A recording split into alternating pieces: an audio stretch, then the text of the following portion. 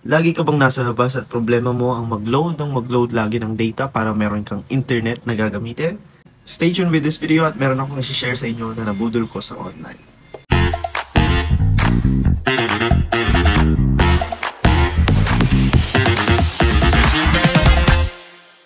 Hey guys, what's up? It's Jess Aquino and welcome back to another video.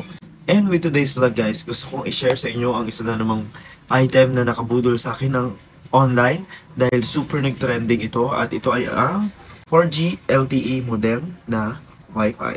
So, sa mga tulad ko dyan na lagi pong pumupunta or merong activity sa labas as lagi naglo-load at nasasayangan sa mga nilo-load ninyo, ito guys, yung perfect na perfect para sa inyo. Ayan guys, papakita ko ng malapitan.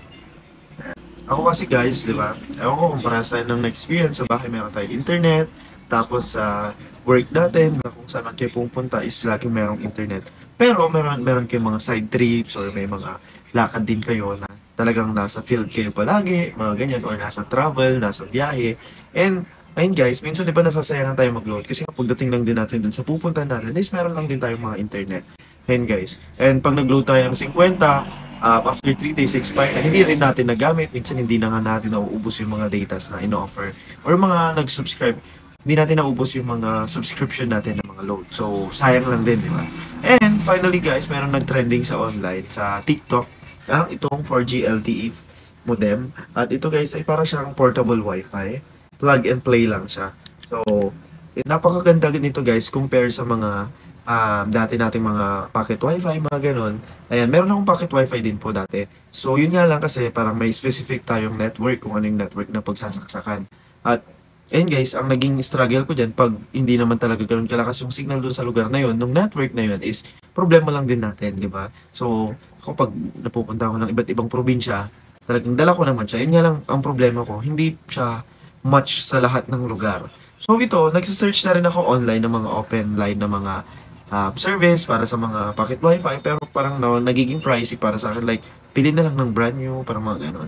So finally guys, merong lumabas sa TikTok itong 4G LTE. Nakakatuwa guys kasi ito ay open line to all networks, and ang good thing guys is pwede rin yung GOMO SIM. So ang ginagamit ko dito guys is GOMO SIM kasi meron silang non-expiry na gigabytes so na internet. So meron din silang unli, depende guys sa promo nila, sa mga ino-offer nilang mga promo.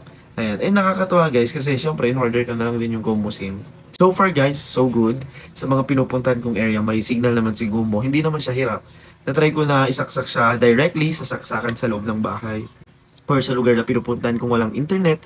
Or, ang ginagawa ko minsan guys is dito ka na lang inano. Lalo pag nagto-travel, perfect na perfect siya guys. So, meron itong meron itong package, meron yung talagang parang sakit niya or adapter na pagsasaksakan. Pero ang binili ko lang guys is ito. Kasi madami naman na dito sa bahay na mga pwedeng gamitin na adapter. Ayan guys, USB type lang siya, no button. So wala pong kayong pagpipindutan yan. Pag kasaksak nyo, mag-on na siya, automatic na yun. And meron din pong instruction ng pag-setup ng password niya na nandun sa box nito. At ayan guys, para lang po siya ng broadband nung unang panahon. Ayan, nung unang panahon talaga. So naabutan ko pa yung broadband, yung sasaksak mo sa laptop para magka-internet. So din guys, ayan, umaalis niya lang din. Ayan, tapos nandyan yung SIM card, at nandyan yung ibang details niya. Ayun lang, very easy to use and nakakatuwa guys kasi pwede yung dalhin talaga kahit saan. So if ever mahina si GOMO, di ba? And meron kayong SIM card ng smart or whatever na SIM card, pwede nyo na lang isaksak dito kaysa naman sa mag-load pa kayo. Alam nyo kasi guys, kaya iniwasan ko rin mag-load kasi mas mabilis ma-lowbat yung phone. Especially, karamihan ngayon ay iOS user na or kahit may Android man na super, bigatin ng mga, nila, ng mga battery nila. Pero syempre, ibang-iba pa rin pag naka-wifi yung phone. Hindi siya ganun nag-iinit or kumbaga, napaka-smooth nung kanyang performance. Unlike sa naka-data talaga guys. Like, siguro hindi ko alam kung cellphone tayo. Gulong-gulo na yung utak nyo diba, nagko-connect siya sa internet. So, different signals. Tapos may mga super dami pa kayong applications or ginagawa sa phone nyo. Ayun guys, ewan ko kung hindi naman ako super techy, pero ayun guys, Best Buy ito, nasa TikTok lang. Ilagay ko na lang din yung link para at least magamit nyo din. At makabili kayo.